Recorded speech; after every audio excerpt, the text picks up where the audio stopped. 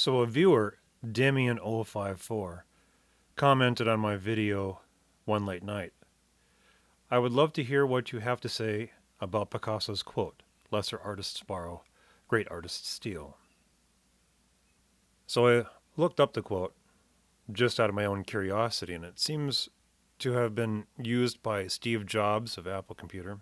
Obviously, everyone knows Steve Jobs as Apple Computer. But it's also been attributed to T.S. Eliot and Igor Stravinsky. And the quote seems to be an indication of itself. You know, beg, borrow, and steal a quote, alter it, and change it. In fact, I came across this other quote, every child is an artist. The problem is to remain an artist once they grow up. Another Pablo Picasso quote. And I would presume that he meant that every child is an artist. The problem is to be a happy person once they grow up.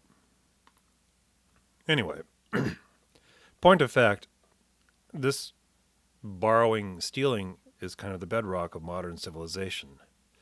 Not necessarily in a negative sense that civilization breeds a bunch of thieves, but this civil intellectual cribbing seems to be kind of a natural extension of civilization. Things come from things, come from things, come from things. You know, it's a logical progression from thatch huts to slabs of rock and mud huts to the grand pillars of the Greek temples, which themselves get reproduced in neoclassical architecture in Europe and mostly in the United States.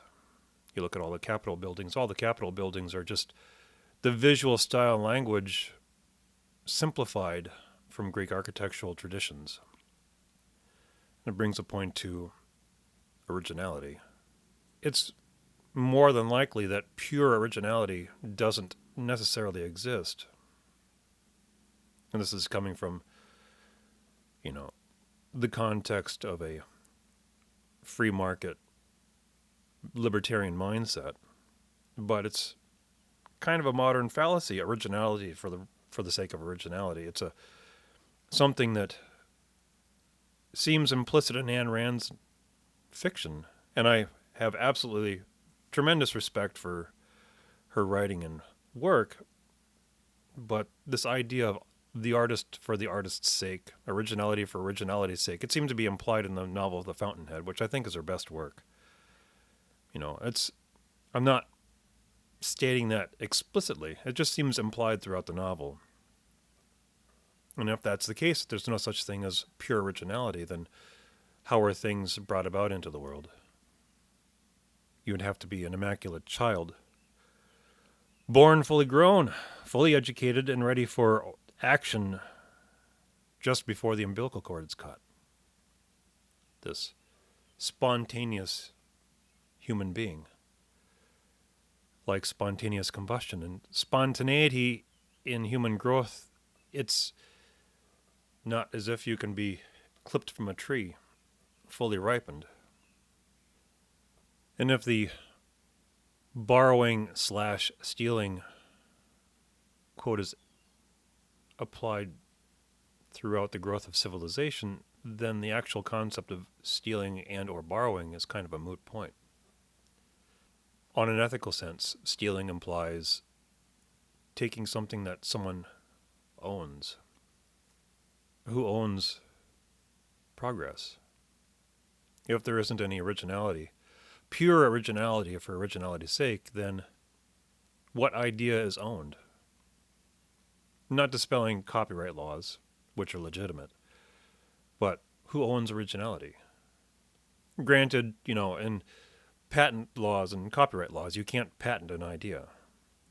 But who would originate the idea where you could claim it was stolen? Civilization doesn't live in a vacuum. Patent laws and copyright laws notwithstanding.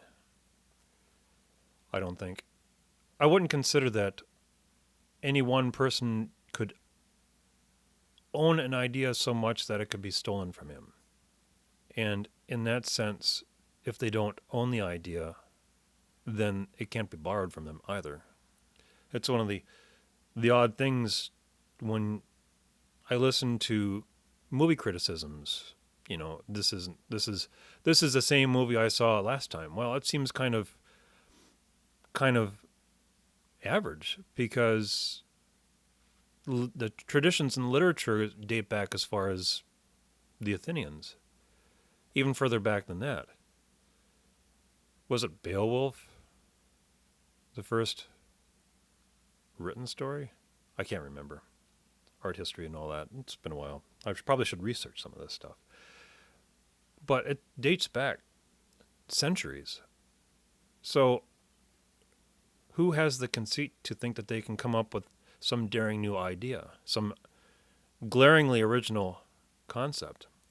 It seems out of place with creativity itself. Endless borrowings and stealings. And then you look at modern art, postmodern, expressionist, whatever they call it these days. And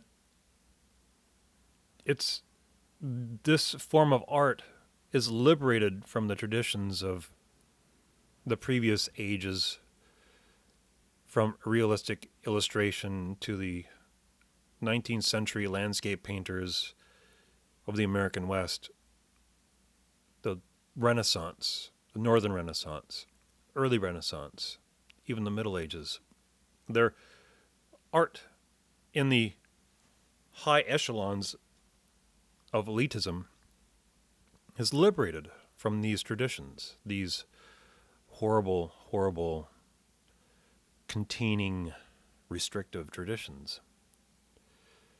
And you would think that would be under the guise of trying to be as original as possible. And all they seem to do is make themselves all look the same.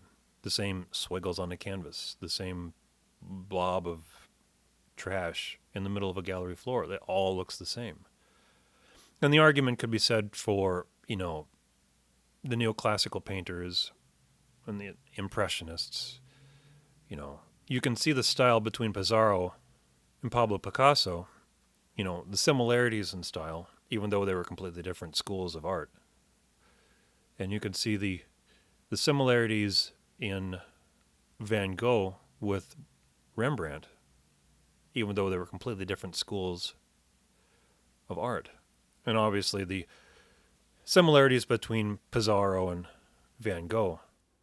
But it wasn't under the pretext of being absolutely original, in that there is only Pissarro, and there is only Van Gogh, and there is only Picasso. But you can't really say that with much of modern art, because it all looks the same.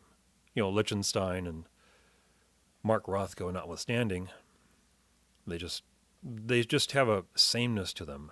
And I think that's the great problem with the idea of originality for originality's sake, is it ends up creating conformity, because it's not paying attention to a specific vision of the artist, but attempting to create something out of the ether, which I don't think is possible. Anyway, some of my thoughts on the idea. Thank you for watching.